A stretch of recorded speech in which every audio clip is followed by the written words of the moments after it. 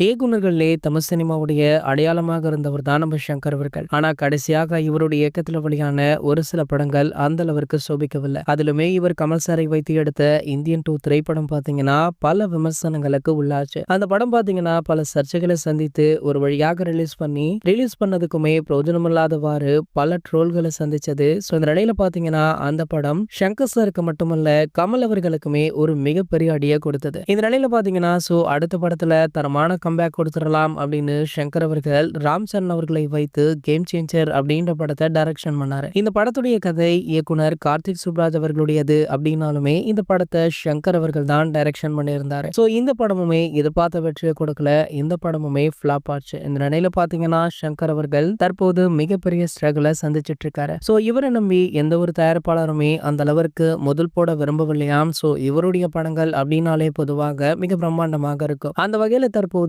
சங்கர் அவர்கள் மீண்டுமே super star Rajinikanth அவர்களை நாடி இருக்காராம். சூப்பர் ஸ்டார் அவர்களை மீட் பண்ணி 2 கதையை சொல்லியிருக்காரு. அதுல ஒரு கதையை சூப்பர் ஸ்டார் ஓகே பண்ணா கண்டிப்பாக இவர் ஒரு மிகப்பெரிய கம்பேக் கொடுப்பார் அப்படின்னு எதிர்பார்க்கப்படுது. சோ கூடிய விரைவிலேயே இவங்க படத்திற்கான அறிவிப்பு வெளியாகும் அப்படின்னு எதிர்பார்க்கலாம். இது போன்ற சினிமா செய்திகளை பத்தி நீங்க உடனே தெரிஞ்சுக்க நம்மளுடைய ட்ரெண்ட் செட்டர் சேனலை மறக்காம சப்ஸ்கிரைப் பண்ணிக்கோங்க.